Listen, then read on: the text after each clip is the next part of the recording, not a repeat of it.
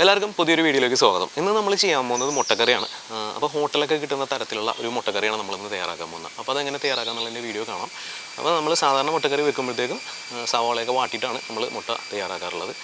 ഇത് ഇങ്ങനെയല്ല നമ്മളിന്ന് ചെയ്യാൻ പോകുന്നത്. നമ്മൾ കോഴിമുട്ടയിലാണ് മുട്ടക്കറി തയ്യാറാക്കാൻ പോകുന്നത്.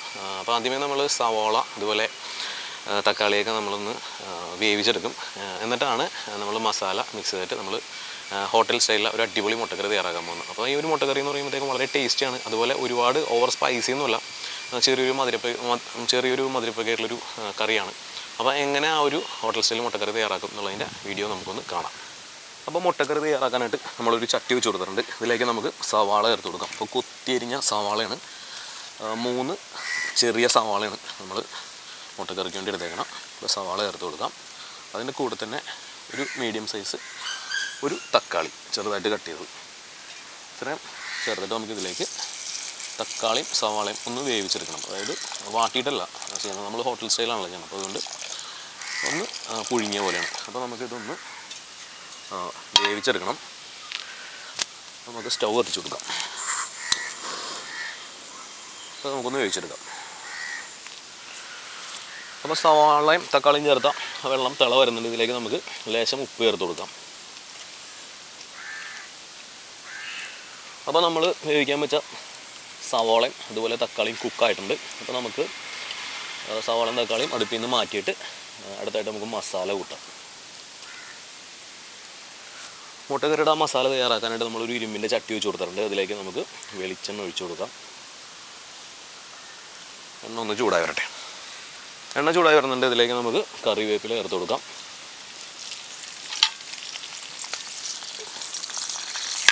അതിൻ്റെ കൂടെ തന്നെ നമുക്ക് പച്ചമുളക് ചേർത്ത് കൊടുക്കാം. ഒരു പച്ചമുളക് റൗണ്ടിൽ കട്ട് ചെയ്താണ്. നമുക്ക് ഒരുപാട് എരിവിൻ്റെ ആവശ്യമൊന്നുമില്ല.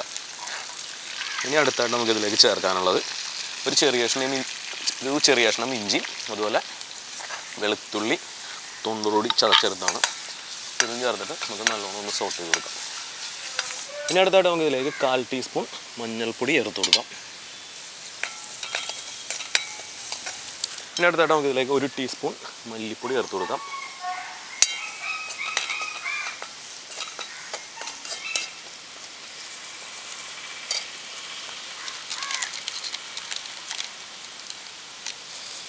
അതിൻ്റെ കൂടെ തന്നെ 3/4 ടീസ്പൂൺ മുളക് പൊടി,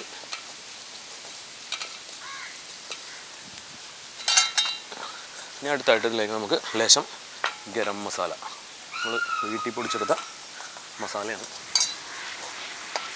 ഇനി നമുക്കിതിലേക്ക് പെരിഞ്ജീരകം പൊടിച്ചത് ഒരു 1/4 ടീസ്പൂൺ പെരിഞ്ജീരകം പൊടിച്ചു. ഇനി അടുത്തായിട്ട് നമുക്കിതിലേക്ക് നേരത്തെ നമ്മൾ വേവിച്ച് വെച്ച സവാളയും തക്കാളി, അപ്പോൾ അതിലേക്ക് നമ്മൾ ലേശം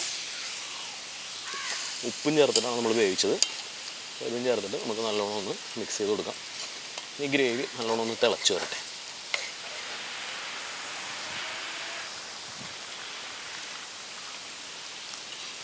അപ്പോൾ നമ്മുടെ മുട്ടക്കറിയുടെ ഗ്രേവി നല്ലോണം തിളച്ച് വരുന്നുണ്ട്. ഇതൊന്ന് കുറുകിക്കോട്ടെ.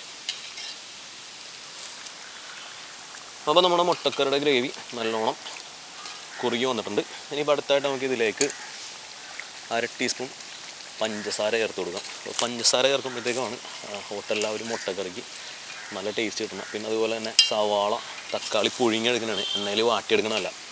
അപ്പോൾ അതുകൊണ്ടാണ് ഒരു ഹോട്ടലിലെ മുട്ടക്കറിക്ക് ഒരു പ്രത്യേക ടേസ്റ്റ് വരുന്നത്. അപ്പോൾ നല്ലോണം ഗ്രേവിയൊക്കെ തിളച്ച് വന്നിട്ടുണ്ട്.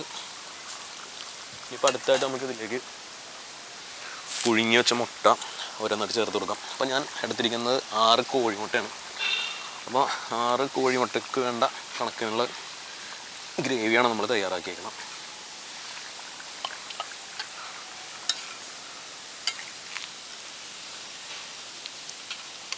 മുട്ട ഞാൻ വരഞ്ഞിട്ടൊന്നുമില്ല, കോഴിമുട്ടയാണ്.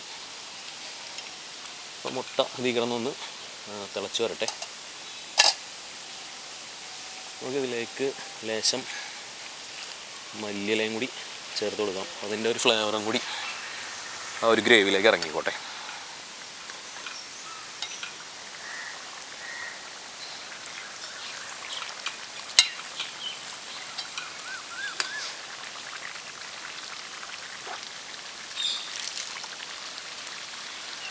അപ്പോൾ നമ്മുടെ ഹോട്ടൽ സ്റ്റൈൽ മുട്ടക്കറി തയ്യാറായിട്ടുണ്ട്. നമുക്ക് സ്റ്റവ് ഓഫ് ചെയ്ത് കൊടുക്കാം.